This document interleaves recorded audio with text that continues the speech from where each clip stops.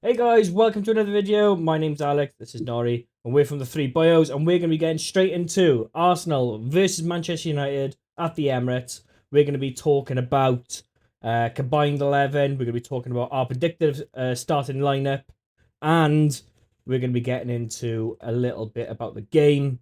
So guys, let's get straight into it, and I'm going to start by showing you my combined 11 on the screen and Noah's combined 11 on the screen. But there, um, look, my one is as follows. So I've gone for Anana in goal. I think he's the better of the two keepers. I think the Why? way, Why is he the best? the style of play that both the teams play, I think he's better with the feet.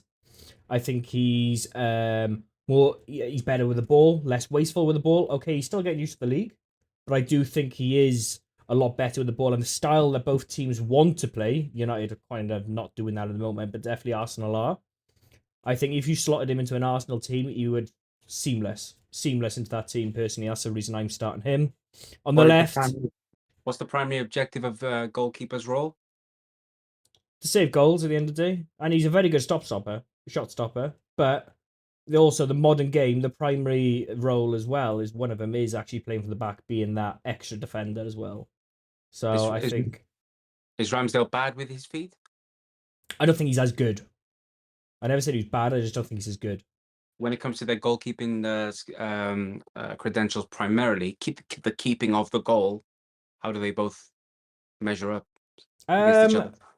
I can only go from Anana last season. I can't really say about this season because it Mm. would be unfair. So if you're going over last season for both, Ramsdale's last season as well, Anana was really good in Serie A. Really top quality. His goal stopping was really good. It was above David De Gea in terms of stuff like that, who obviously had one of the best in the league at the time.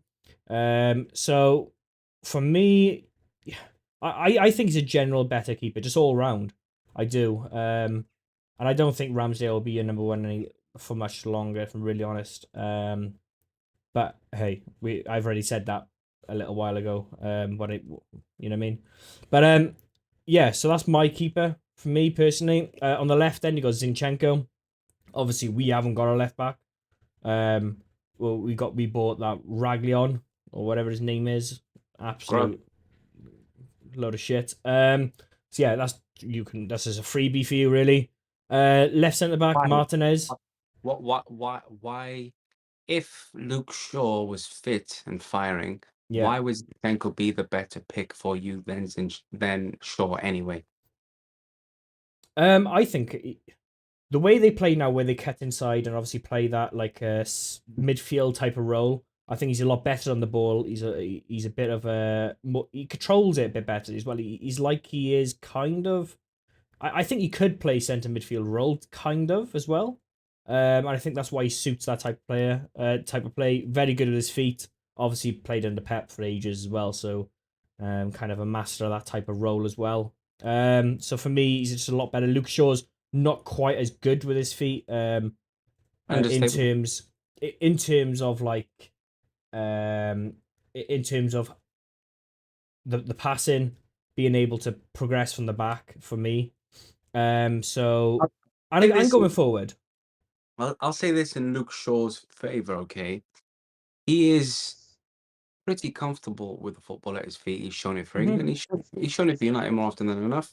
I just think that when it comes to Zinchenko, he is leagues above every left back in the league with a football at his feet. So when you What? Don't look at know it, about like, that. can you think of any? Epperton or whatever it is, Brighton. N- Mate, after this, I'm going to run you some footage, a couple of minutes on Zinchenko, and then when you come back to me, you'll be like, ah, fair enough. I, Honestly, I honestly, don't know. for a guy who's watched Arsenal and Zinchenko and wasn't even a fan of his signing, absolutely mind blown how good this guy is at football. He is unbelievable. Well, I go as far as to say he's one of the best footballers I've ever seen. Fucking hell, mate. And I'm 34. I've seen a shitload. That's a wild statement. That's an We'll, absolute we'll both wild we'll, statement. we'll both watch the video and then we'll take it from there. I'm gonna watch the game tomorrow, and then we'll take it from there. Because if he's that good, you can do it in game tomorrow, right? I mean, even if you watch the highlights against your lot last season, at this exact same point, you will see how he tore United apart, tore them apart with ease. Anyway, that's my Anyway, take. we'll get into that now, I guess. But Mm, yeah, mm. definitely not one of the best plays you've ever seen ever. But okay, okay, I think that's a bit of an overstatement. No, no, no, not an overstatement, not an over exaggeration. Zinchenko is one of the best footballers I've ever seen. Fair, fair. Left centre back. Then I've gone for Martinez. Look, he's probably one Over. of the best left-sided, left-footed centre backs in the league, in the sense of being able to thread them passes through to the midfield, through to someone like Casemiro, or through to someone like Bruno Fernandes, being able to make them passes, cut through the lines. Really, really good. Um, and he's better than Gabriel, and let's be honest now. So, yeah, Better than Gabriel at what he specializes in, not at what Gabriel specializes in. he's a better all-round defender, though. Arguable, arguable. Gabriel wins everything in the air. But Martin, Martinez's aerial duels is not that bad. Like, you view it, man. You have a look at the facts. You have a look at the evidence. They're I know. not bad. I. It's not to say he gets dominated every single game, but he can be gotten to aerially. Of Whereas I, course. whereas I think that's a strong point for Gabriel Magalhaes. So one thing offsets another sometimes. Depends on Yeah, preference. but Taste is if we're gonna have Anana I'm gonna have Anana as my keeper. I want ball playing fine, defenders, so fine. that's why I wanted him. Saliba, probably arguably one of the best defenders, best centre backs in the Premier League at the moment, arguably in Europe. Personally, it kills me to say that as well because he's a bit of a prick. But hey, you know what I mean? Like, he really good. What can we say? Look at his performances. Look at them last disc tackles. Look at the way he tracks runners. Look at the way he can do one-on-one defending with ease. Look at everything. You know what I mean? He's the type of he would work. You're not gonna like you. I think he would work perfectly next to Martinez because Martinez has got that aggression, that wild side. He can get in the back of him, push up high, where you know Saliba's behind you, and you know he can sweep up anything that comes back there. And worst case scenario, you've got Anana then doing the sweeper keeper role What would badly it or whatever it was. what would it be that keeps Varane out? What deficiencies in Varane's game are there that keep him out? To take for Saliba to take his place. Uh, I don't think you can compare him. I think Saliba's miles ahead, to be honest with you, in the sense that Varane is he's still got the brain, but his brain doesn't let his legs don't let his brain do the talking. If that makes sense, he has got the pace, the turning pace, the recovery pace. He hasn't got. Don't get me wrong, he can still read the game fantastic, he can still play the game fantastically, and he's decent with his feet. I think Saliba's a lot better with the ball at his feet in the sense of passing as Agreed. well, Agreed. distribution. Agreed. But I'm not saying Varane's bad. You know what I mean? I know Varane's injured now, so he won't be playing anyway. So probably be Lindelof. I hope, Mhm. and not fucking Slabhead. Um, Language. so for me, yeah, I bet you would. So for me, it has to be Saliba. And to be fair, maybe if you're talking of Varane of 4 years ago, it might have been a closer call. But Varane of this day, probably not. You know what I mean? They're very different defenders as well, aren't they? You know what I mean? Very Similar. different types. Yeah, yeah. I went then on the right back. This is where we will disagree. I know is the right back in the centre mids, but I gone for Partey. Right back going into that three at the back, coming into the middle to get my boy Casemiro in there as well. Okay, you've bottled this. Mate, come on, you cannot leave Casemiro out. Come on, like, he is world But class a, centre f- defensive mid for the last season as well. He was absolutely top. a fading, declining Casemiro. You can't pick a prime Thomas Partey to replace. I haven't. I picked him. No, but to pick him in the position he predominantly utilizes. Hey, look, come on now. You can't leave Casemiro out. I think the way he dictates the pitch as well. He controls that, like, in he may not be the captain, but he's a voice of reason on that pitch. He does command the younger players. He does know what he's on about. He does know how they want to play. I think that, and he can do a job. You know what I mean? I think if you had someone like a Rice next to him, I generally feel he would be a lot different of a player because he has We that bit defensive stability. we have to go off of the sample size that's available, though, don't we? I mean, if I had Ronaldinho next to me, then I'm sure I'd create a lot more chances playing behind two strikers. Yes, but what I'm saying is, I feel that I would always have him as my CDM. You I didn't want really to get would. fair, fair. You didn't want to get stuck into the Aaron Wan-Bissaka Ben White debate. Um, we can if you want to, but personally, I don't think Aaron Wan-Bissaka is good enough with the ball. I don't think he's good enough going forward. It's no question about his defending. He's probably one of the best one-on-one defenders, one-on-one right backs in the league. You know what I mean? But Ironic, for the style that obviously both teams play, I don't think he fits into that style no more. I I don't think think he's good enough going forward. I think Ben White would be a lot better suited to the style that you lot are trying to implement as well. Very comfy with the football. Well, Yes, yeah, I've heard but you waxing lyrical about him in recent weeks. yeah, I love the guy, but I can't take out Partey. You can't just not have him in the team. Fair. Do you know what I mean? Just wanted to know between those two how things. Oh, and I think if I had to pick just between them two, I would pick Ben White, unfortunately, because I just don't think Warren Wan-Bissaka is good enough going forward. I don't think. Plus, Ben White's just a fucking weirdo, isn't he? Like, look at him. He should never be the right side. Do you know what I mean? He should never be there, but he is. So for me, yeah, bit of a weirdo, but yeah, for me, I one got part in the right, and then one 1-0 Brighton, by the way. who Uh, scored? Evan Ferguson, Oh, unbelievable. mate, I want Yeah, that kid to come to United so bad. Billy Gilmore with a long distance banger that Nick Pope fumbles, and Evan Ferguson follows up to scramble on. Yeah, Proper number nine. it was a bit of a very poor kind of kick out of play from Nick Pope initially, which led to Brighton getting the ball back. And he could have been lobbed off his line by Estepinian, but what he decided to do was to be patient, slip through Matoma, cut it back. Nick Pope parries with his legs. They get it to the edge of the box. Billy Gilmore smash. Nick Pope parries. Evan Ferguson follows up. 1-0 Brighton. Good Excellent. stuff. Good stuff. Good Yeah. stuff. That kid's Um, one to watch. I just wanted to touch on something, just with the Aaron Wan-Bissaka thing. Yeah, he certainly is, man. He's looked very smooth. One thing I wanted to touch on was the Aaron Wan-Bissaka defensive kind of certainty. You know, the certainty about Aaron Wan-Bissaka defensively.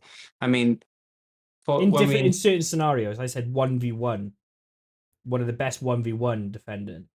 because I was going to say I've seen a lot of blame being attributed to him for a couple of the defensive lapses that have happened in the United games, the Wolves game, the Tottenham game. Even though he may not have been perhaps directly responsible, there always seems to be this repeat pattern of him seemingly caught out of position. Even in the game of the Emirates last season, quite telling, where we managed to nick it 3-2. When Eddie Nketiah stole in at the back post for the match winner. I think it was Yeah, Aaron Wan-Bissaka that was no, sorry, when Eddie equalized for 1-1. Um, yeah, it was Aaron Wan-Bissaka that was caught napping there for oh Aaron wow. Wan-Bissaka for me, right? Positionally, there seems to be questions. One on one, You know what that's he's fine. really, really bad at? If you put a cross in back post, he can't defend the back post, which Yeah, is a which position. is a worry being a right back because that's 90 probably percent of your job when you're in the box is defending that back post, and he can't do it. Yeah, 100%. And um, I think I think it could be big trouble if especially if Saka gets one of them balls in over to Martinelli. We could Yeah, have big trouble tomorrow. quick cooking, Yeah. Huh? some quick cooking. Some quick cooking. It definitely could be. I've gone for Rice, obviously in the middle with my boy Casemiro. I think that'd be a perfect combination in terms of Casemiro could just sit deep, and then Rice can have that like free number 8 role where he can just box to box side of it. I think Rice is probably one of the best if you can get the best out of Rice, he is probably one of the best box to box number eights you could have about these days. Arguably, well, you could argue that. Well, yeah, I think he is the best probably personally in the league. Um, but yeah, any qualms about that? Um, well, I mean, who would have been the competition that he would have been up against? You'd be looking at either, well, Mason Mount, right? It's between Mount and Rice. Yeah, I think that's two or very, oh, Havertz. two very, two very, two very different midfielders with different attributes. But at the moment, I think only one of the two is really coming anywhere near to fulfilling the expectations Yeah, are being signed by each respective club. So I guess they're two that very different players though, as well. definitely two different types of central midfielder. One is more Yeah. dynamic, better on the half turn, better in an attacking sense, and the other one is better in his own half, and then starting from there, driving forward. So fair, I'll give you Mm. that. I'll give Very you. different. And then obviously in my centre attacking mid, I got Odegaard. I didn't get Fernandez, and I'll explain why. Because I know Club, Dale's gonna be killing me. Hmm? club, club captain Bruno Fernandes. Most chances created in the Premier League. Okay, Yeah. not all got converted, but yeah, talk your talk. Um, I just think Odegaard is more calm, cool, collective on the ball. He's not very like United. He suits United now, kind of, because we're very he suits a counter attacking team. Okay, he's Hmm. very counter attacking because he's good at the look up, quick booth. Right, play that long ball to Rashford. Play that long ball to Alanga when he was there. Do you know what I mean? Play all Well, these long balls to them speed. You know what I mean? I think Odegaard's very more build it progressive and just mhm. like he understands when to pass the ball, when to play a quick one, and Yeah. then obviously he's very good on the edge of the 18-yard box as well. He understands that. Where I think that's where Bruno's weaknesses are on the edge of the 18-yard box, in the Hmm. sense of when to whip one in, when to shoot. Don't have a 25-yard shot. You know what I mean? Play it out wide. You know what I mean? I think that's where Bruno needs to work on. More And of a I risk. Yeah. 100%. And sometimes it doesn't pay off. But that's why I thought Mount was being brought in to Mhm. replace that style, not to play next to not to play next to Casemiro. Do you mean? I think that's why Yeah. obviously Amrabat's come in now and he won't be available for the weekend, unfortunately. But I think if he was, I think that would be a different game in the sense of different balance in the midfield. But obviously we're not, so we're gonna have probably Mount and Bruno. But yeah, so that's why I gone for Odegaard. Just because of the style of play that both teams are trying to implement. Again, I'm just basing mine off the style of play we're trying to implement, not what I think will be implemented, if that makes sense. Um, on the right, then you got Saka. He is no comparison to Anthony. To be fair, Why, just why, why, chalk and why, cheese. why does he get the nod over Anthony? Why? Well, number one, look at last All, season. Look at the all, successfulness. all biases aside, just the black and white facts of it. No Mickey taking, no jokes being around.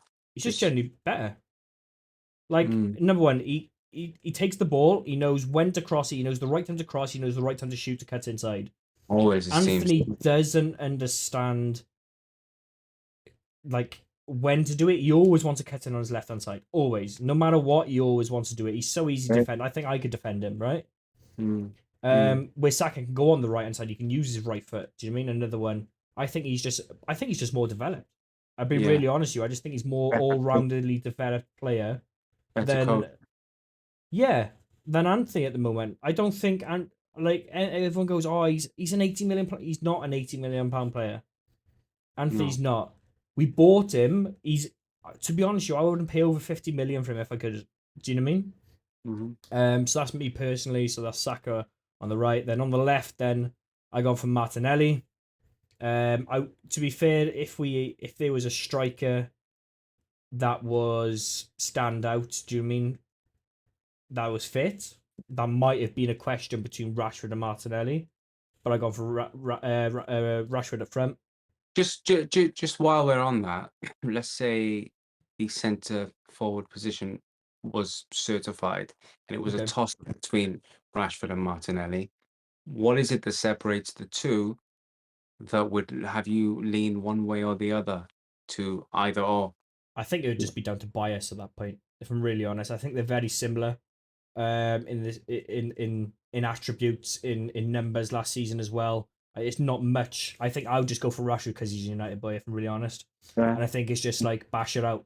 Do you know what I mean? The numbers that Rashford put up in a very short period of time, he managed to drag that United team through the season because we didn't have a striker. You Mm-hmm. know what I mean? So I think that was the difference. Martinelli done some really good numbers as well. I'm not saying that, but I Goals and think assists, I think. yeah, exactly. Where I think that's what Rashford needs to work on next now is not it's not all about the goals. He always looks to cut in on his right boot, go for that far post all the time. I think now we've got a striker, now we've got Rasmus, now we've got Martial fit a little bit. Well, for how long? I think we need to look to go down the left, put that ball into the middle, and then obviously get that assist. I think that's what Rashford needs to work on. But left hand side Rashford, with his pace and his ability to go past people with ease. Um, yeah, it'll be interesting to see him against because I'm guessing White will be there, right? I'd like to think so, but you never know with Arteta. It would be interesting to see how White plays if he'll still push forward in that advanced position or not, He knowing did get Rashford's in behind. Yeah, Ben White did get taken off at halftime this the last time out in this fixture after some interactions with Rashford.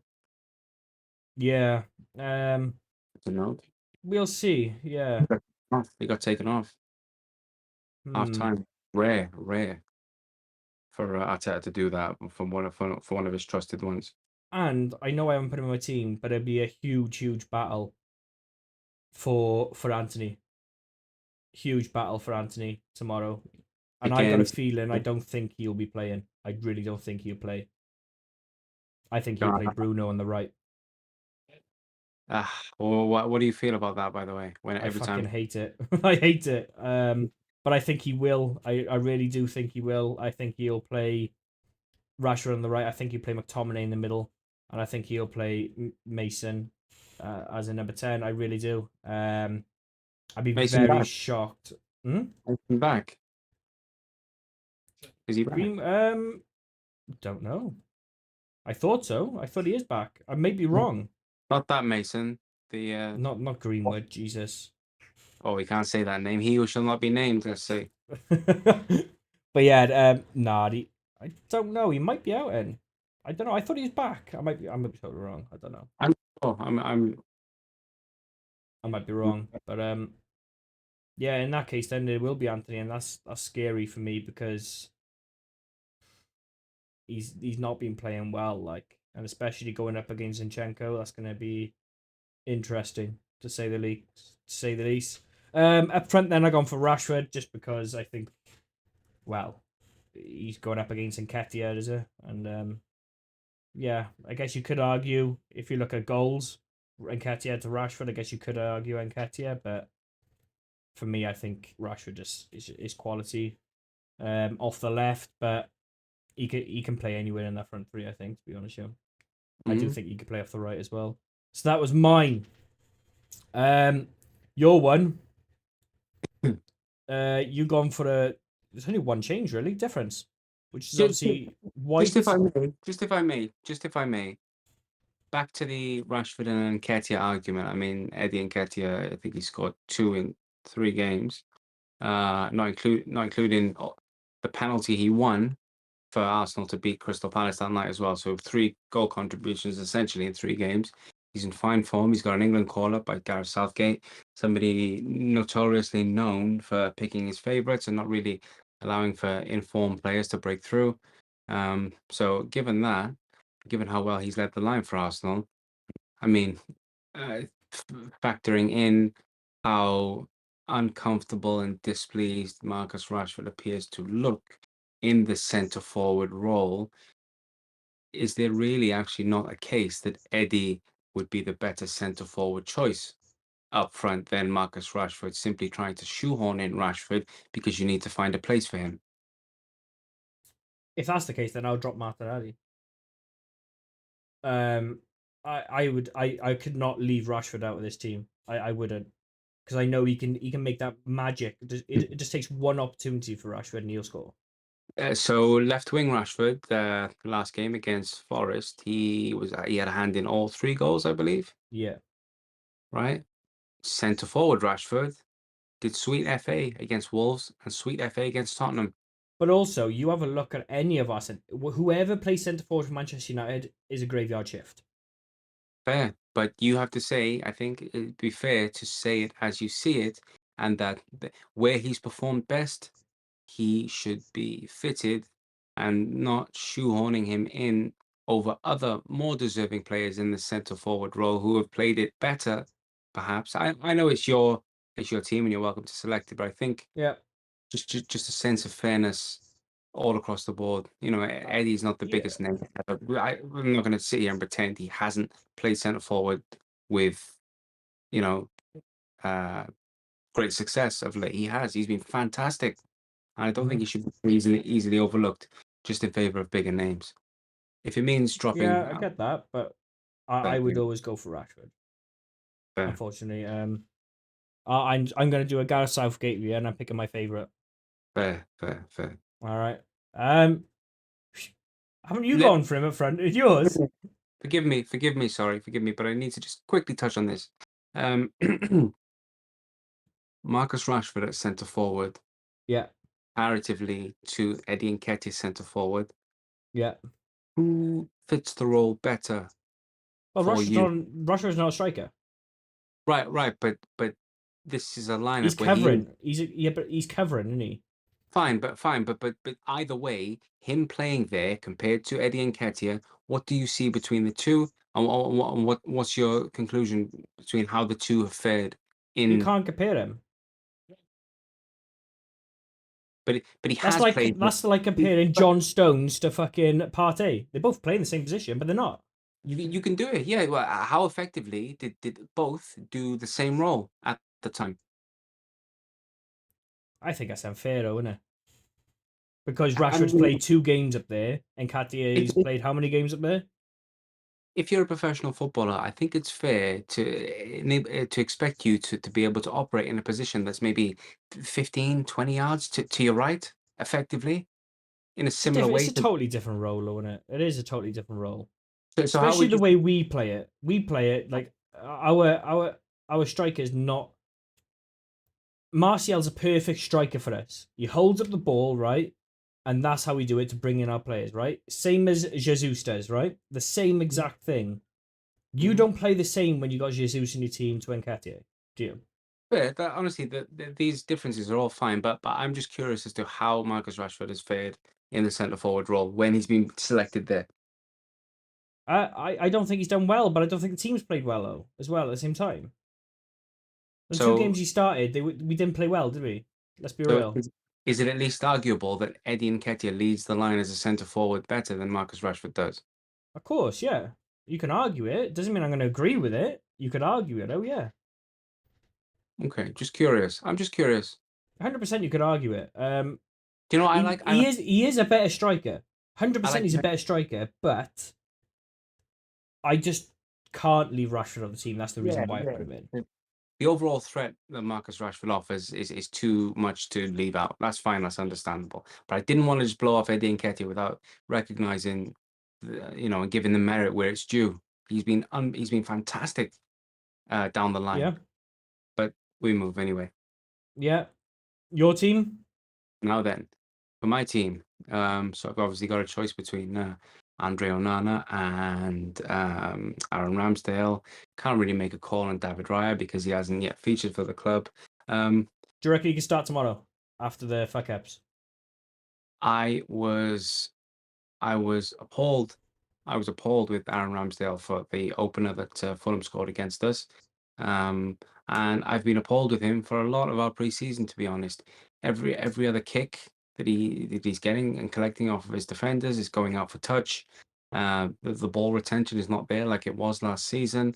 Hmm. There are some errors and just poor attempts at saving bog standard kind of attempts on goal that are just kind of he's letting in. Okay, yeah, he does have a wonder save in him. Yeah, his Mm. distribution can be excellent, but the consistency of it has dropped off and alarmingly. Um, so on that note, Do you I reckon think he's got one eye? Sorry to interrupt you. One eye on Raya. He's like I mean shit. as a professional at this level, you should have somebody hot on your heels anyway for your position, so the complacency doesn't creep in. So it Hmm. is what it is, you know. If you don't have the competition there, then you're going to end up slacking. And if you do have the competition there and you're fearful because you're worried about the other guy taking your role, well, that just means that you're not up to the level needed because this is how top level professional football is, you know. So either way, Yep, whatever motivations you have, one way or the other, you're still not doing your job, right? I agree. So I'm going to give it to Onana. I'm gonna call it down the line. No bias, no. I'm gonna say it as I see it. Onana for okay. He's been He's still uh, bedding in. he's still bedding in. I've liked how he's handled. I like his ball handling skills. His shot stopping is good. He's got a very kind of big dominant presence in that box when a corner or a set piece comes in. See him catching it, grabbing it with both hands, commanding his box, and I like what I see. And then we haven't even obviously discussed his on the ball ability and attributes. I think he's Mm. very comfortable. Like so pleasing on the eye when he receives a football at his feet, the little pivots and half turns that he's capable of, the distribution out the back, whether it's to either full back, to one of the centre backs nearby, even like a 70-yard cross switch ping over to one of the wingers that I think I saw in the Tottenham game. I'm here for every Yeah. bit of it. So yeah, When he full played prop. through Garnacho. Oof. Yeah, yeah, okay. He did get sat down by the Nottingham striker, and Yeah. he was all at sea for the second goal they scored as well. Um, Yeah. Yeah. That was a bad but one to be fair, he, but he's made an impression on me. I like him. I do like him. Um, we move on then and he's to not. I think. Sorry to. I think he's not afraid to say what he thinks on the football pitch as well. You've seen him very good. have a go at Slabhead as well. So you know what I mean. So he's not afraid to make himself heard. Like you know what I mean. If you piss the guy off, you're going to know about it. You know what I mean. Yeah, Which is a good vociferous. thing. Yeah. So moving on then, we go to right back, and it's obviously a toss-up between Aaron Bissaka and Ben White. I'm calling it a 4-3-3 formation, and the typical one where Ben White would start for Arsenal, not Thomas Partey in that uh, two-man pivot with possession and then filling in at right back out of possession. That's not how Yeah. I'm looking at it. Okay. Um, Yeah, toss up between those two. Aaron Wan-Bissaka, I do admire the way that he defends, especially in the standing one-on-ones with wingers in kind of that direct one-on-one battles. I love his last-ditch challenging, when it's time to make a sliding challenge to completely win the ball, whether it be taking out the man in the process of doing that. I'm a big fan of that. I love defenders like that, old school defenders, rugged Mm. tackling. Um, However, his attacking contributions, his contributions in build-up play need major work because a lot of the offensive aspects of United's game, when they come to him, when it gets to him, they always seem to kind of he always seems to be the broken link in the chain where everything kind of falls apart, you know, whether it's an overlapping run where he's supposed to be putting in a first time cross with his side foot and he'll shank it into Rosette, or he'll just hit it wildly, you know, completely inaccurately instead of putting it on a sixpence for someone in the box. I think Ben White offers the complete opposite. Not as rugged in the tackle. He's very kind of smooth, glides with the ball, very calm, tidy, neat in possession. He's very comfortable in the attacking third as well, whether it's creating those false overlaps for Saka to cut in on his left, or the underlaps where he can get involved in the triangles that have contributed to a lot of our goals that we scored last season. I give that to Ben White, just for that alone. The centre back positions for me, Rafael Varane, I admire. I like him. I really rate his athleticism. his ability to cover distance and ground over long distances, never get done on a counter attack. You know, it is a serious weapon, especially at the top level when you've got pace like that to bail you out. Unfortunately, with physical qualities, physical attributes like pace, um, when you become too reliant on them and you brush up on the technical aspects of your game, which I don't feel he has to the highest possible level that he could, you're going to get found wanting after your 30s because your pace will leave you, your strength, your core strength, the strength in your legs, the juice that you've got left in the tank, it'll be left to show for everybody to see that you aged. And if you don't have the technical kind of nous and quality to cover up and mask that, and dribble your way out of situations or read the game in Mhm. a way that kind of papers over those cracks, then you're going to be left looking exposed, like he has done in a lot of the preseason games. His fitness record is very questionable, to say the least. I don't think he's Yeah. capable of maybe 2 or 3 consecutive games in a row anymore these days. And obviously, he's not even in contention for this game now after playing in the first couple of games to begin with. He obviously, It's all right though. We got Johnny Evans now, mate. It's all right. you do, you do, of course, yeah. And even if you had adequate world class cover, still a worry about someone who's supposed to be one of your dependables, starting week in, week out. So This is why we wanted Kim and Jay. yeah, yeah. But he does play on the other side, mind, of the centre back pairing. So I'm obviously going to have to give it to William Saliba, who is probably the heir apparent to uh, Rafa Varane, both in the French national team. Yeah, and just as that Rolls Royce French defender, I think he's come on leaps and bounds. He was loaned out to Marseille. He was in the French team of the year, the team of the season. At, I think the age of 20 years old. Now he's in the Premier League team of the season, the age of 21. I think he's now 22. Yeah, just calm, assured, cool, composed, glides across the pitch. Looks like he does everything in second, maybe third gear. An absolute pleasure to watch, to be honest. And a centre back that we've been crying out for maybe the last 25 years as Arsenal fans. And you shouldn't really have to wait that long to get a player of that quality playing for your Hmm. team. We unearthed him as a gem playing for one of the mid-tier French teams, and we still had to pay a bit of a wedge, 30 million for I think an 18-year-old. That's Um, huge money. yeah, but fair play. Happy, delighted, proud. Would not swap him for a single centre back on the planet. Um, then we look at the left side of the central defence. It's a toss-up, obviously, between Lisandro Martinez and Gabriel Magalhaes.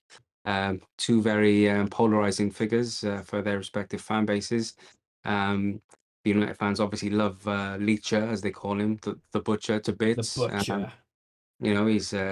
He's quite diminutive in stature. I think he's what, 5'7" 10. or no, he's not 10. Timber's He's 10. 5'10", mate. He's same height as Timber. I don't think so. I don't think so. I'm gonna have a look now. Pretty sure. I think he's 5'8" or 5'7". You But think 5'8", 5'7"? Fucking hell, he's not that small, is he? He can't be. yeah, I think he's somebody who kind of overwhelmingly compensates for his lack of stature with 178 centimeters. The fuck is that? let's have a look. 178 centimeters in feet. 5'10". There you go. Thought so. That's mental. That He's means same height. Timber's shorter.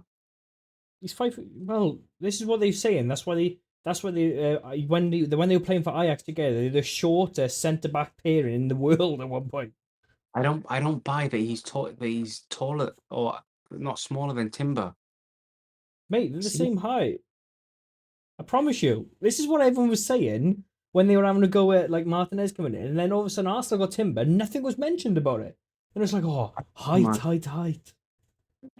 Yeah, I promise you, it's mental, isn't it? It's because 5'9". it's. 5'9". I got 5'10", 178 on Google. Five There you go nine. up for the I chat. fair, fair. I'm gonna say 5'9". The eye test, looking at him visually, I see a 5'9" man. Maybe I look at maybe the Timber, stats they give me were wrong as well. To be fair, so but say either let's say 5'9". Yeah, 5'9". yeah. If anything, that'll speak even more about his actual ability to play as a centre back, being so diminutive in stature. Yeah, extremely aggressive, extremely competitive, feisty in a challenge, fantastic on the ball when it comes to distribution from the back, knitting it all together.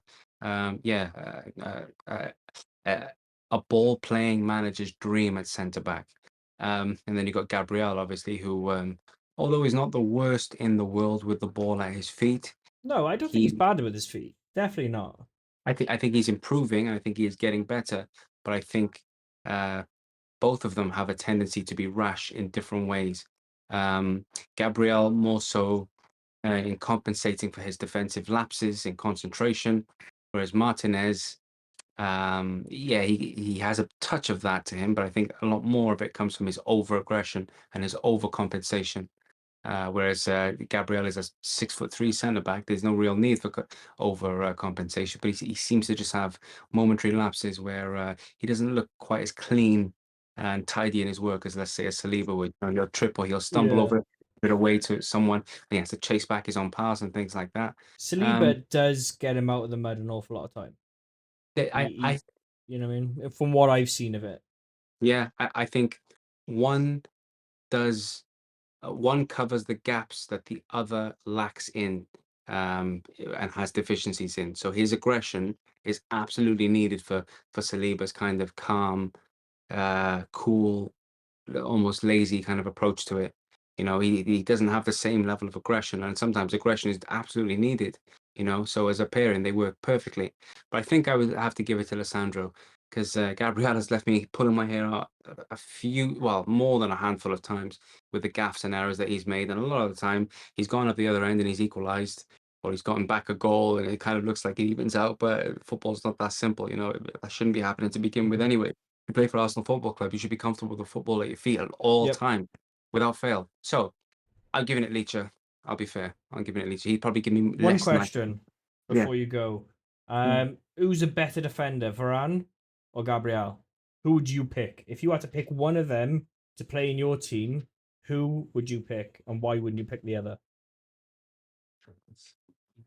I think I'd pick Raphael Varane because he's a lot more discreet with his work, um, and he has less concentration lapses than what Gabriel does. Rafael Varane's problem is that although he's not technically the best defender, especially with ball distribution, he kind of goes under the radar about his work.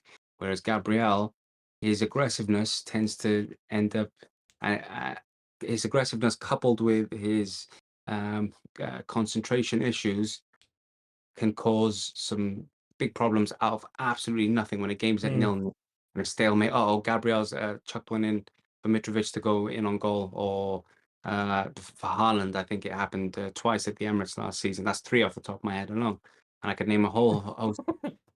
I know that Arsenal fans listen to this are probably going to get on to me and be like, "No, you're talking nonsense," because he was an absolute rock for us, and he was. But you can be both. You can be a rock for the majority of a campaign, and I can also highlight six separate instances where you've led to the opposition scoring an easy goal Yeah. completely out of nothing. I think There's it's more fair. consistency wise, you're having Varane more for the consistency of a seven See, out of 10. consistency, concentration, and just general overall competence. Hmm. Um, Okay, I'm happy with that. Yeah, but Gabriel does deserve props because yes, I will say it to everyone who's listening, and who wants to hear it. He has been a rock for us, Hmm. and he complements Saliba very well, even in spite of those concentration lapses. So fair play, but I can't erase those hairy moments. They cause me great anger, It's and like us with yeah, Harry Maguire. You always know there's something there that's gonna something's gonna very happen. very similar to that. Not quite to the Not same. that bad, like. Quite- Not quite to the same catastrophic comical level consistently as that, but Yeah, just enough for me to be very uneasy with it. fair. Yeah. Left hand side. Well, Left we hand. all know you're gonna go for your lover boy. Well, here's what I'll say. I'll say that when Zinchenko was brought in initially, I think for 30 or 35 million euros. I wasn't all that enamored with it. I thought this was just another Mikel Arteta, Pep Guardiola kind of, favors for the boys, kind of, oh, hey, mate, do you reckon you could chuck us a couple of your academy players, blah, blah, blah. I don't like all that. If you're going to get someone off of merit, not because of connections and links and nepotism and all those kind of favoritism type of things. Get a good player because he's a good player, not because you trained him in your last club, like Ten Hag is basically doing with all of his signings. Um, but Oh, harsh. and a lot of the Arsenal fan base, myself included, are big fans of Kieran Tierney as well. He's a very rough, kind of tough, rugged Scottish fullback, very quick, very speedy, very tenacious, full of heart, grit, determined, riddled with injuries, unfortunately. But yeah, Hmm. when he's out there with the other 11 on the pitch, there aren't too many that are more committed to the challenge at hand than himself. But he He can't likes a defeat good cry as well, doesn't he? I gotta give it to him. Tierney. No, Oh, Zinchenko likes a little cry. Every Zinchenko. time I Well, see him, he just cries, mate. we'll get to that. We'll get to that. But yeah, so we brought him in. I wasn't really all that asked with him, but to be fair, since day one, he has looked like, and I'm not even saying this with bias because I'm happy to slaughter someone if they deserve it or vice versa. But he's Mhm. sup- he's a supreme footballer, supreme, unbelievable in possession, as good with the ball at his feet as any of our attacking midfielders. And then when you peel it back and you look at his history, United signed him from United City signed him from Shakhtar Donetsk way back when as an attacking midfielder. Anyway, he only ended up being shoehorned in at left back when He the was a issues left with mid as well, wasn't he? At one point, he played. left. Yeah, he plays central midfield as captain for the Ukraine as well. Yeah, Uh, so when you look at it like that, it's kind of no surprise that he's as proficient as he is. He does the job for us at left back. I think he's made that berth his own. And a lot of our goals, a lot of our build-up play, a lot of our passing triangles and our moves come from our left back. He's like an auxiliary attacking midfielder who starts at left back. The game away against Tottenham absolutely dominated the entirety of it. and he could Aerial, defend. he can defend. I wouldn't say it's his strongest suit, but he's fantastic in the air. He's very committed in Yeah, aerial balls. He always makes the right kind of pass, whether it's a side foot pass, a sweep of the outside of the foot, a little give and go, a little round the corner pop off. He has got a whole heap of tricks in yeah. his locker to deal with whatever situation. One of the most comfortable footballers I've ever seen. And yeah, if you need proof, just go and type it up, Zinchenko highlights, and then just sit back for a minute and a half and just watch, and you'll see exactly what I'm on about. Difficult for fans outside of the Arsenal bubble to kind of gauge it because it's not really a flash name and you don't really hear much about it. But let your eyes do the talking, man, and then I'm sure you'll come back to me and say, "Fair enough, you made a good call with that one." Mm. Luke Shaw, obviously a guy with his own issues. He's been a bit of a mainstay at United now for the past couple of years after coming back from that horrendous leg break in the Champions League under Louis van Gaal, I think, away to, was it PSV, where he broke his leg? I remember seeing that, and it was horrendous. I thought he'd never come back. Double fracture. I A didn't double. think he'd come back, if I'm honest. No. He was out So for months and months and months, man. yeah. And So even full when he prop. did come back, he didn't look great. No, no, and he's kind of got that portly build anyway, where his chest is quite barrel chested, quite heavy around the midsection, carrying a bit extra. It always looks like he has done well to get himself back into shape and get a consistent run of games. He's become a fixture for England practically whenever fit. He Mm. scored in the European Championship final as well. He was getting these nicknames, Shawberto, and things like that. Blessing from Roberto. I think he got some blessing from Roberto Carlos as well when that nickname was being bandied about. So that goes to say something about how well he's done to get himself back in the groove. But unfortunately for him, he kind of gets bogged down in the mire with the rest of the lowered standards at United. For example, the game where United held six against City. Not entirely culpable, but not exactly covering himself in glory either in Mm. those performances. Last Um, week, yeah, last week. The Tottenham game, um, the Forest game, he didn't play, did he? I meant the Spurs game here. Yeah, the Spurs game, When was that? missing. 2 weeks ago, was it? Yeah, missing. He's got a young, inexperienced Garnacho in front of him, playing on the same flank, and just Hmm. not really taking care of the lad in the way that he needed to be. He does have good distribution with the ball. He can put in a good um, kind of standing cross, if we can call it. He's trusted on set pieces. He's often given the corners and free kicks for Man United, which goes a long way to show that they believe in his footballing abilities. He did show that a touch of the Gareth Bales when he was coming through at Southampton as well, because he was touted to be the next best one, which is why United paid 30 million for him when he was 18 years old at the time. And yeah, he looked like he'd go on to be the next best England left back for the next 15 years or whatever it might be. But yeah, it has to be Zinchenko without question. Um, Now then, this midfield situation and issue: Thomas Partey or Casemiro, central defensive midfield.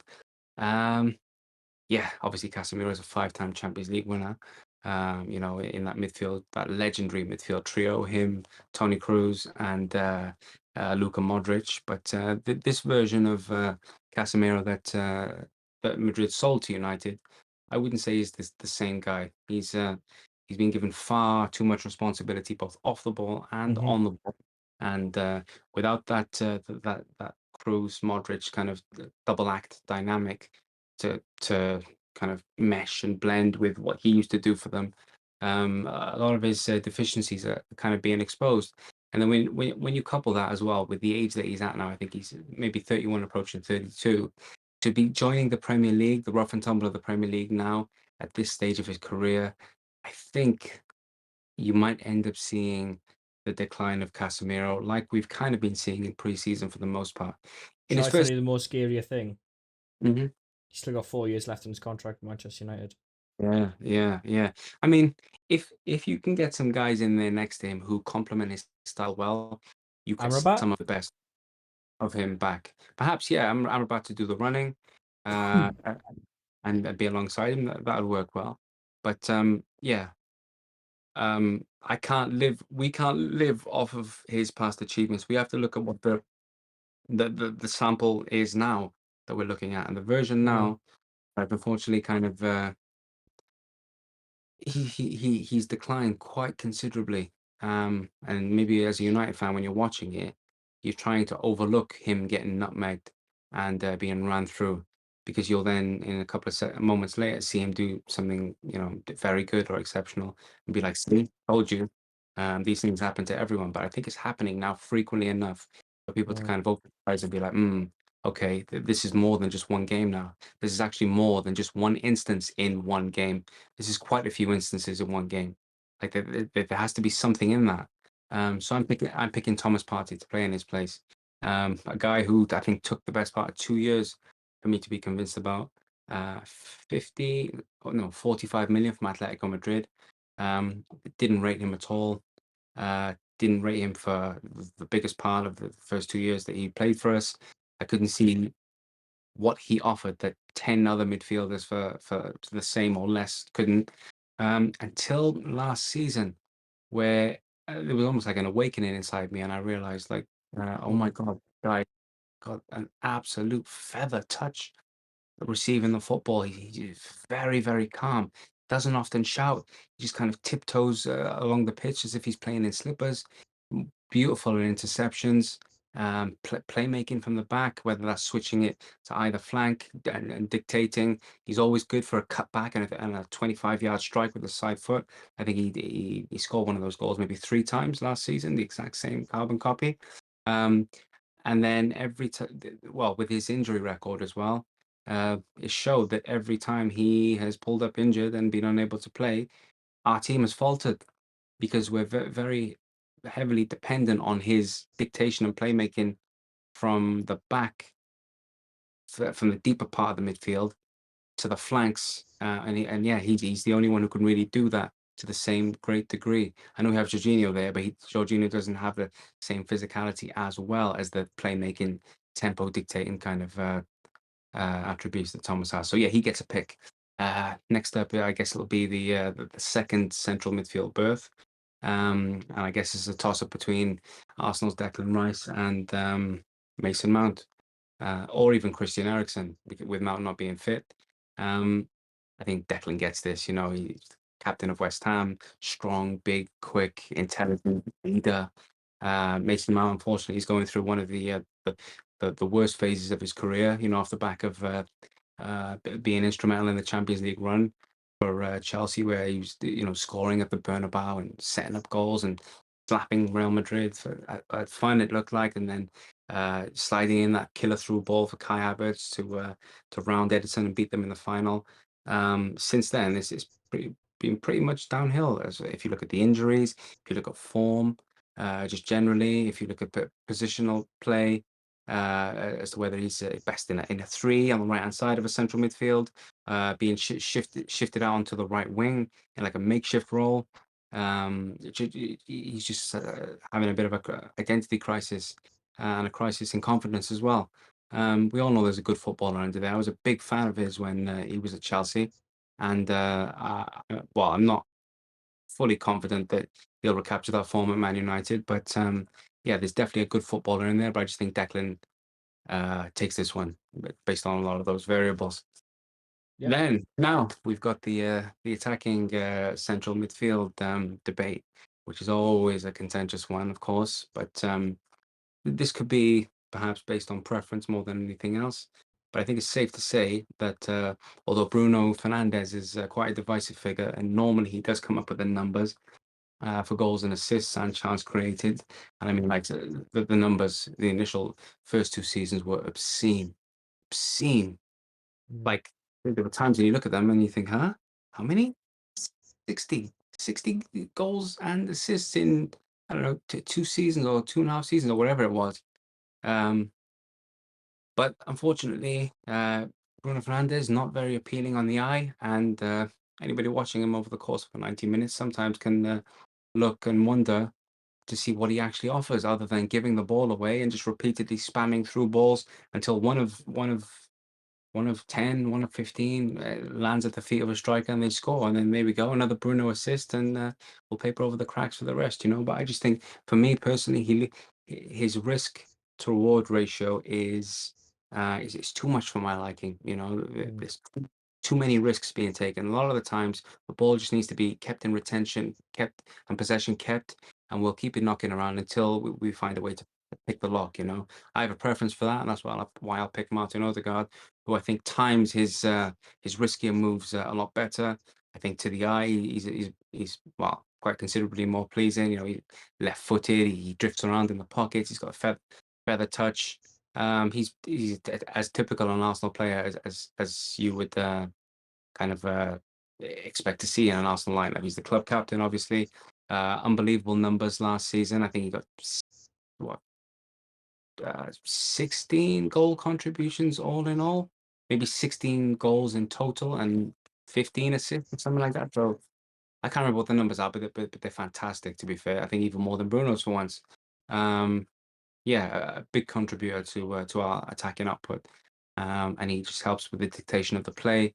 One of the best playmakers in the world now. I think he's solidified himself as. Um, then we move on to the attack. Hopefully, I won't be as long with these as I was with the other positions. We're good. Uh, We're good. Take your time. I'm enjoying. the right, the right wing, obviously, is maybe a toss up. I think between, well, I know between Bukayo Saka and I'm guessing Anthony. Uh, Probably the easiest pick of the bunch. I mean, It is, yeah.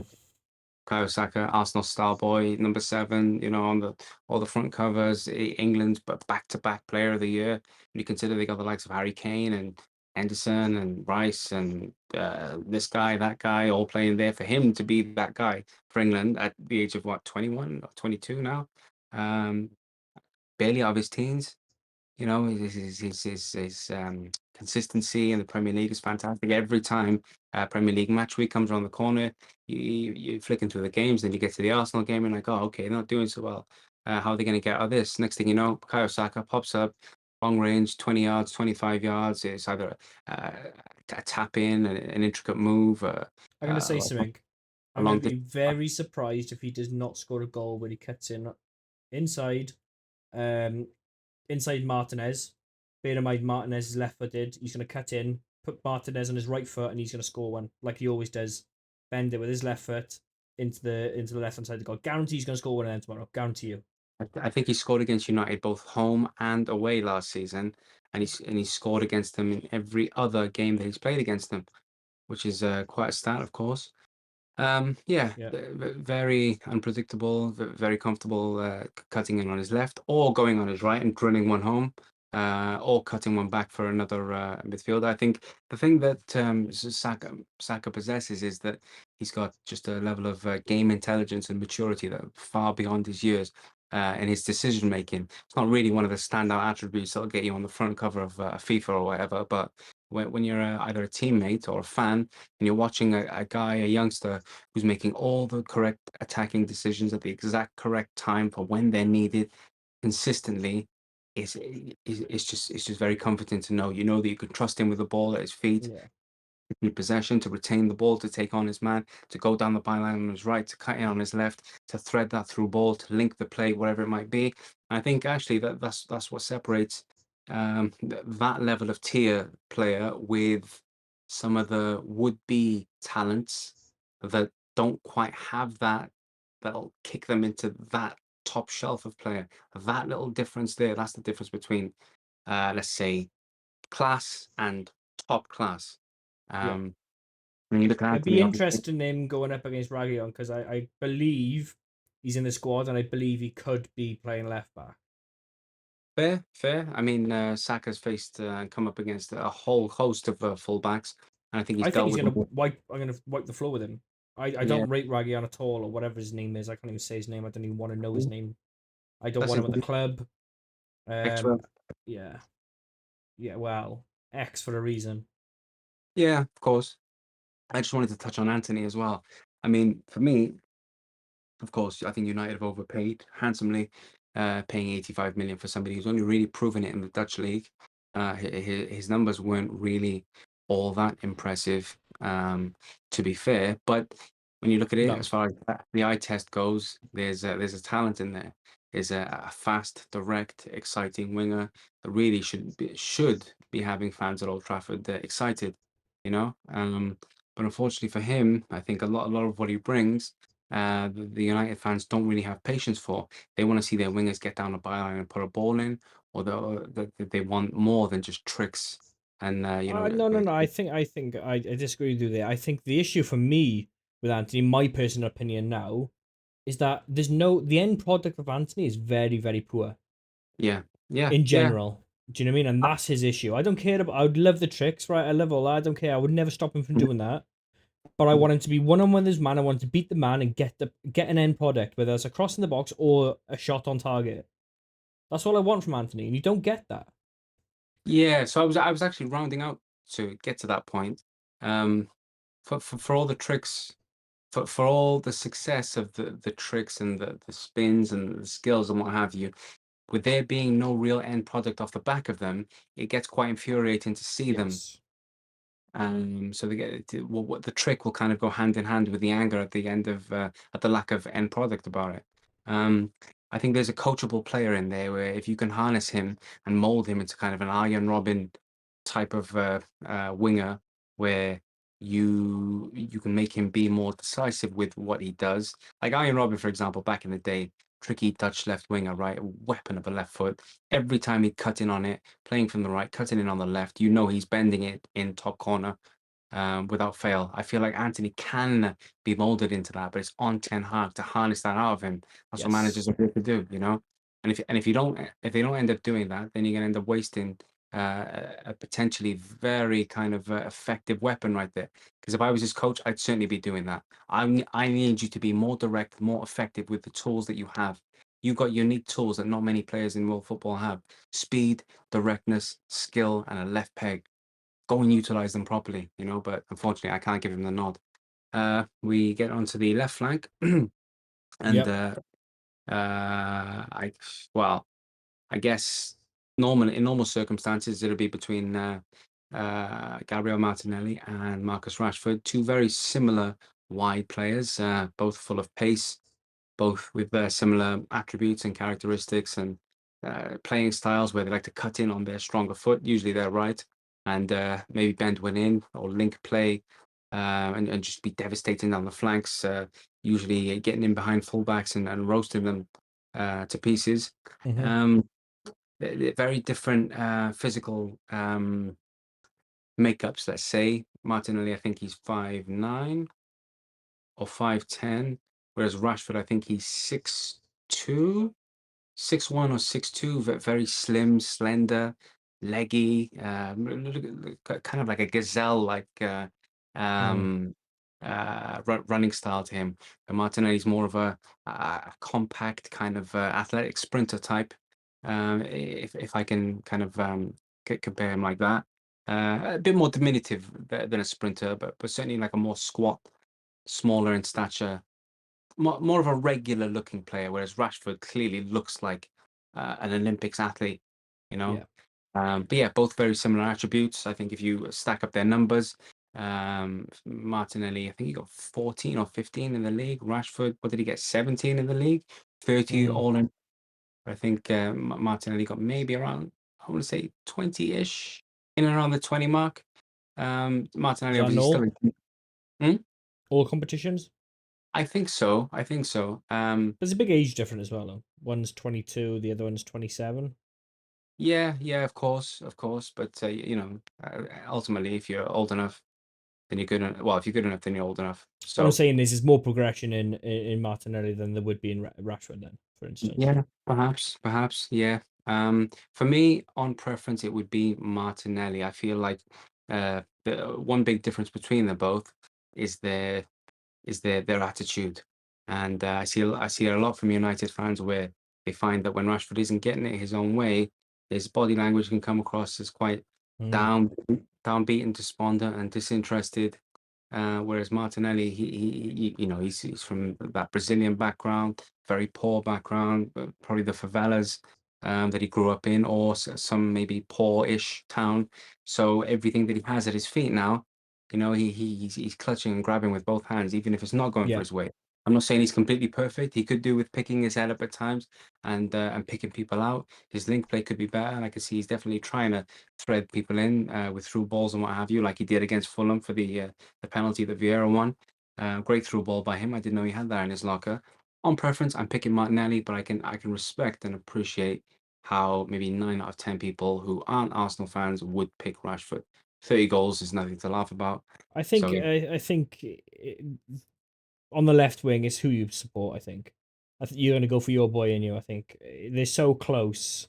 I just generally think you're going to pick who you want to pick, kind of thing. You know what I mean? It perhaps, yeah. between Rashford and Martinelli. Then But I feel like when the tools are down and we need to muck in, I'm not sure Rashford can be depended on in the same way that at least Martinelli will put a shift in and dig in he did last defensively. week. Two Rashford, down, two down, and he three goal contributions and all. I will give you that, if not for the first goal that they scored, where Rashford was supposedly one of the quickest in the league, was Yes, completely yeah, outstripped by a one year, and then as the striker was tearing away, he kind of didn't seem like he wanted to completely kick it into fifth gear to catch up with him. Probably expecting one of his defenders to get back there, but I think if Martinelli's in that situation, he's busting every single kind of bone and fiber in his being mm, to stop that. I know he still got back Rashford, but I feel like that was preventable, and a part of him held back just a percentage enough to let the goal obviously end up being yeah. conceded. For me Um, as well, I think you got to look at injury record as well. In Rashford's injury record with his back is a big issue. Even now, his back is still an issue. They still haven't done the operation because he doesn't want to do it mhm, to fix his back. I don't really mhm, know, something to do with the bottom of his back. Um, so when you see him not jumping for headers, that's the reason why he won't go up and have that confrontation on his back. He doesn't like it. It's a bit of a I don't know if it's still hurting him. I don't know. I can't tell you that, but I think it's more of a mental stigma that he thinks shit, my back, my back, my back, and I think that does affect him in the air. Where I think Martinelli would be a lot better, even though he's smaller. If that makes sense. mhm. You think Rashford 6'2". Look how many header goals he's got in the Premier League overall. Not very many. I can count them probably Yeah, all on one hand, maybe two yeah, hands. yeah. So yeah, I I hear- agree with you there. Probably Martinelli just gets it, but I would always have my boy Rashford in there. You know what I'm saying? I respect that. And then we get Brighton to 2 the 0 Yes, yeah. He's good. Evan Ferguson with a Oh curler from my outside the god. box. A horrible defending from Dan Burn in an unfamiliar centre back role. That's why I always prefer him either at left back or in the left side of a three-man defence, because the gaping hole he left for them to concede, that was horrible. Nick Pope, by the way, covering himself in no glory whatsoever in his attempt to save that. I think he's had a nightmare game, Nick Pope. He's been culpable for both goals, in my opinion. And this will be the difference in Champions League level when they face the likes of AC Milan, Borussia Dortmund, and the third team that they drew as well, whose name doesn't come to Leipzig, mind. wasn't it? No, no, I don't think so. I think it was No, another heavy hitter. I Oh, can't remember. Oh, AC Milan, AC Milan, Dortmund, and Dortmund, and PSG. PSG. That's it. That's the one that escapes me. Yeah, the likes of an Mbappe turning up. Yeah, could get sticky for the two. Yes, definitely. Up front, are you gonna go with my boy Rashi up front? You are. Are you? Oh, am I? No, because I left the Rashford debate we had for the left flank. Um, when it comes to the upfront selections, it's of course going to be between Eddie Nketiah and Gabriel Jesus of Arsenal, or maybe Anthony Martial and Rasmus Højlund of United. Hoyland Um, doesn't play. You can't put him in there. Jesus. hasn't played, so not really a factor to consider. I feel like if he had been bedded in a couple of games earlier, we'd have gotten to see the best of him. Um, I this think he was a might start though tomorrow. That's what I heard. That's what the murmurings have been. Yeah, this is a guy who I wanted us to sign, Rasmus Højlund. I really, really, Mm. really like the look of him.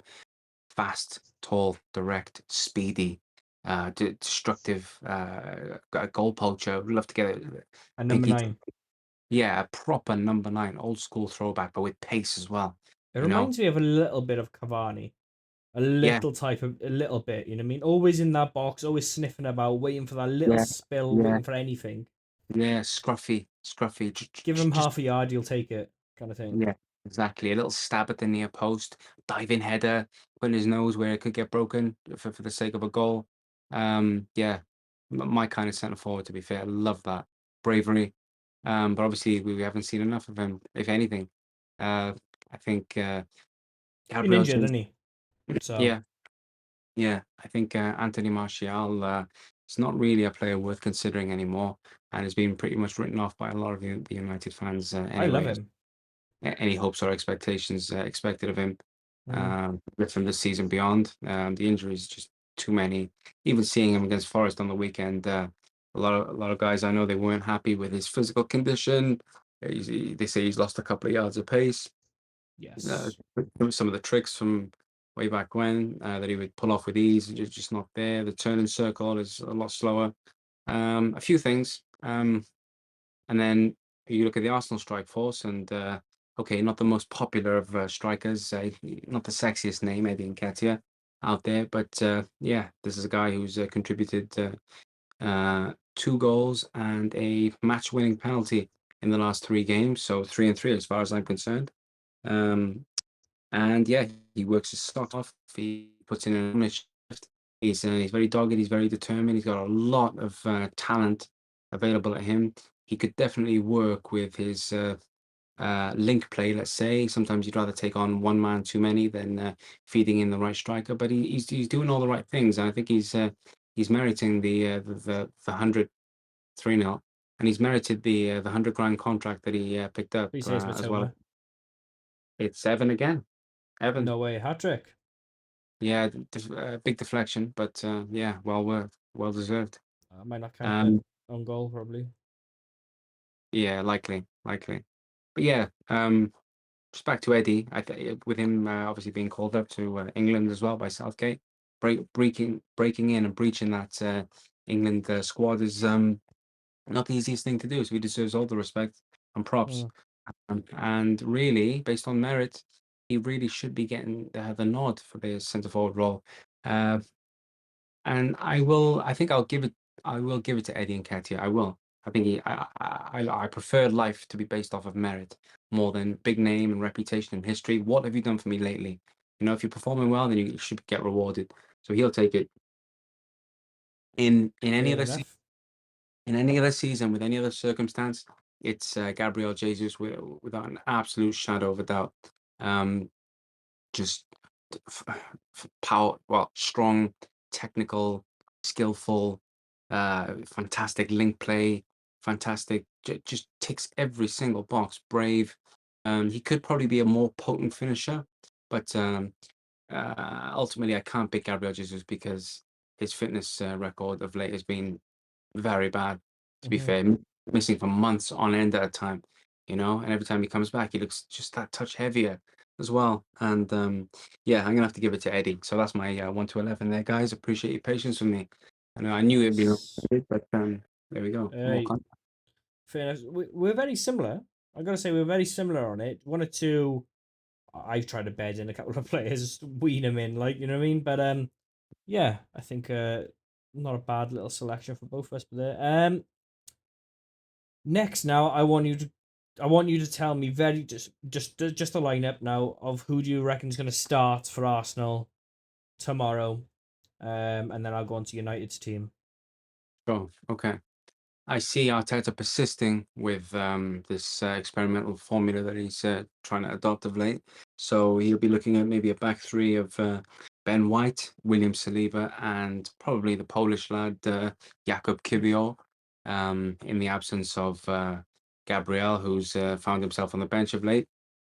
In the absence of Tomiyasu, who's coming back off of the suspension from the red card he picked up against Palace. That'll be the back three, and then you'll find a defensive double pivot of Thomas Partey and Declan Rice just sat in the two little pockets in front of them, where I think um, Thomas Partey will be expected to transition back into right back cover when Arsenal are out of possession, and then back into that double pivot when we're in possession.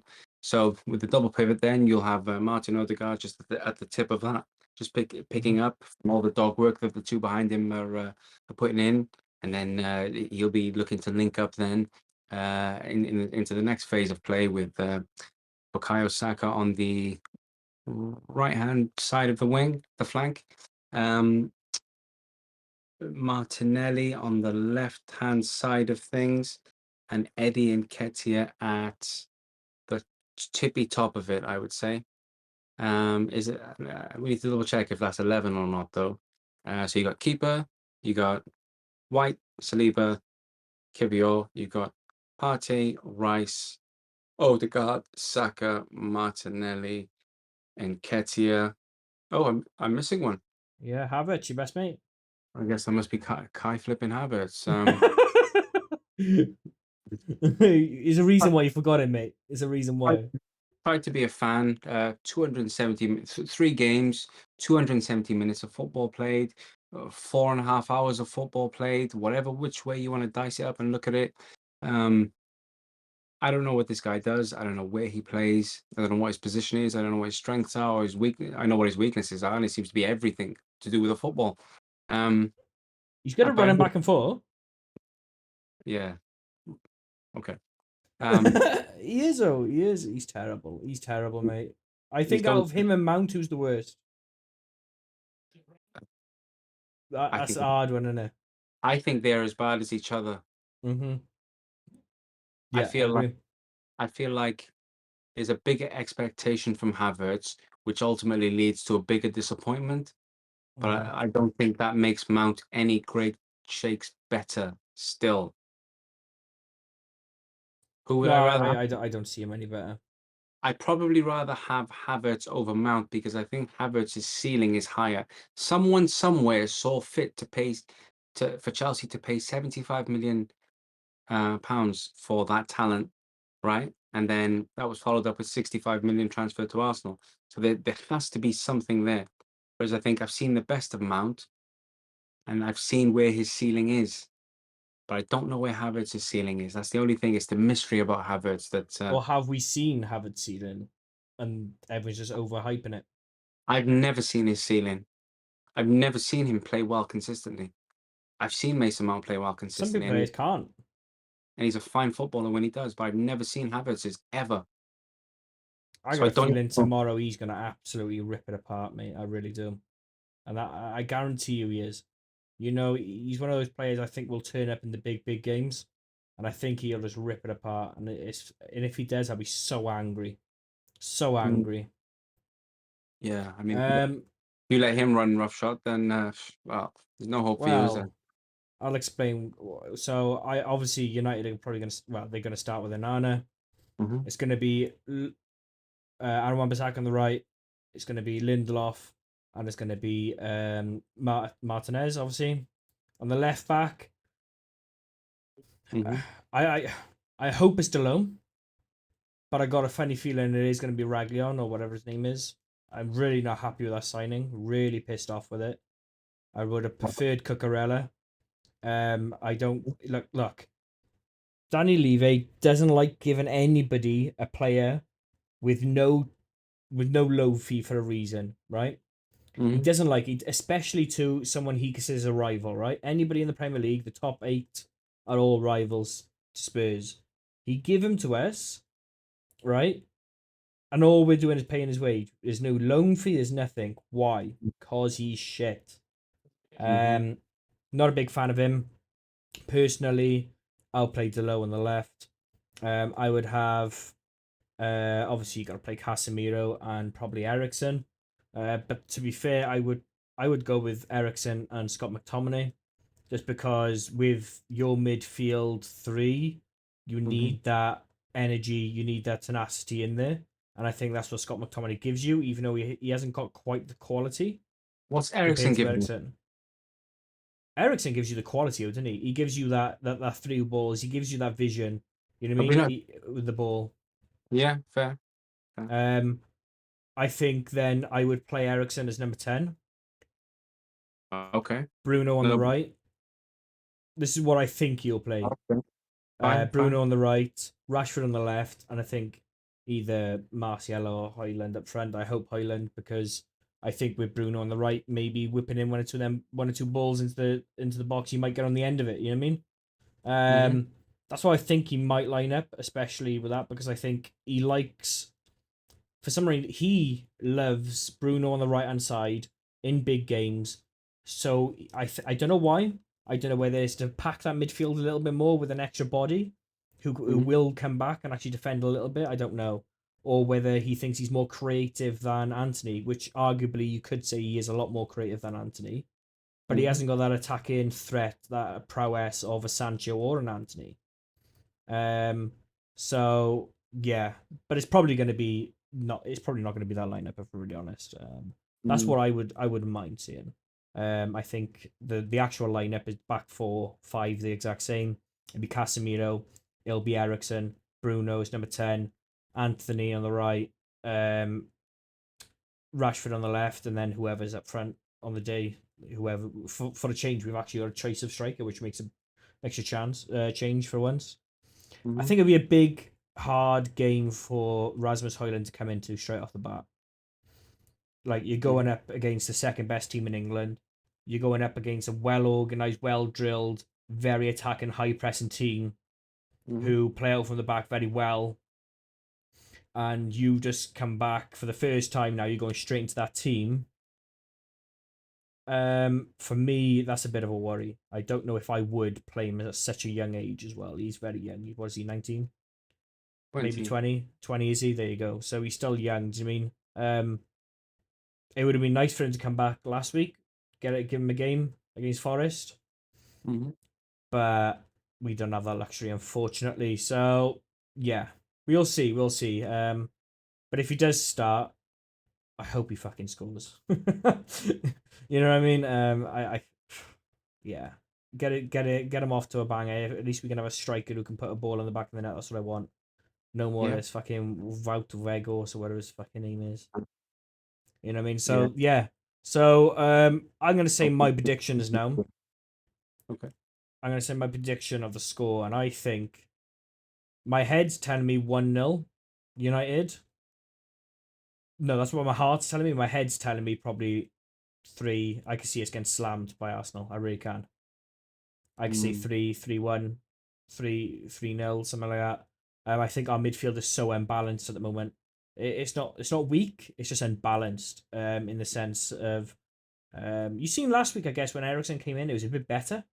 It's a bit Mm-hmm. more of a balance compared to Mount, Sure. but I still feel that we're missing that bit of Casemiro that we didn't have, and I think we need to make up for that. And I think that's why Amrabat coming in would be a really good second option, if that makes sense, to put next to him or even replace him with. But we haven't got him for this game, so forget that. And yeah, I think the midfield is going to be huge. Obviously, our weak spot is our left back. That's going to be a weak spot. We haven't got one, and the one we have got is fucking terrible. Going Mm-hmm. up against probably arguably one of the best right wingers in the Premier League right now. It's a scary, scary fact for me. Yeah, Aaron Wan-Bissaka I'm not too bothered about. The only thing I'm bothered about is obviously if you do start whipping balls into the back post, that's an issue. But yeah, we'll deal with that one problem at a time. I think the first 15 minutes, 20 minutes are going to be huge. Because if Arsenal get an early goal, I think that could be game over for United really, really early. I think if United get an early goal, I think that could open up the game for a really competitive game. Um, Towards especially the second half then. But for me, is how it starts. The first 15. See how it starts. What about you? What's your thoughts on the game and prediction? So I feel like United with the way that their last game unfolded, where they found themselves 2 goals down early to a relegation tip Nottingham Forest side, and then finding the character, the resolve, determination, and the will to claw and drag themselves back into the game, Mm-hmm. and we kind of reverse that by scoring 3 goals in kind to eventually go on to get the victory. Will fill the United team and the squad with a kind of added confidence and self-belief that they can find themselves in these difficult situations and still manage to claw themselves out of them. Um, with the Okay. Arsenal with the Arsenal situation, it's kind of a very similar theme where there was an early goal conceded off the back of some calamitous defending. Mm-hmm. Um, just give me a moment. No worries.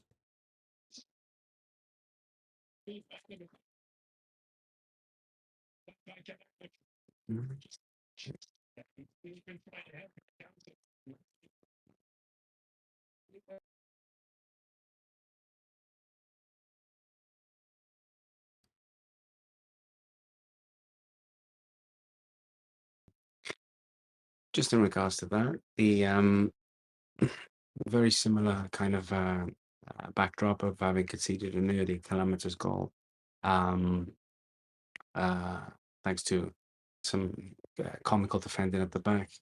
Mm-hmm. A bit of a misplaced back pass from Saka, and then kind of Ramsdale gaff, blunder, and kind of misjudged, poorly judged goalkeeping error means that we both had to kind of claw ourselves back. The only difference is, whilst we clawed it back to 2-1, and you lot went on to win 3-2, we ended up conceding a last-minute equaliser through everything but the kitchen sink for them to just go on and hold out, Fulham that is, to hold out for the 2-2 draw. Yeah. Um, it meant that obviously we went away disappointed, and I guess we'll have that motivation then to make sure that we sew up the result in the next tie and obviously secure the 3 points properly.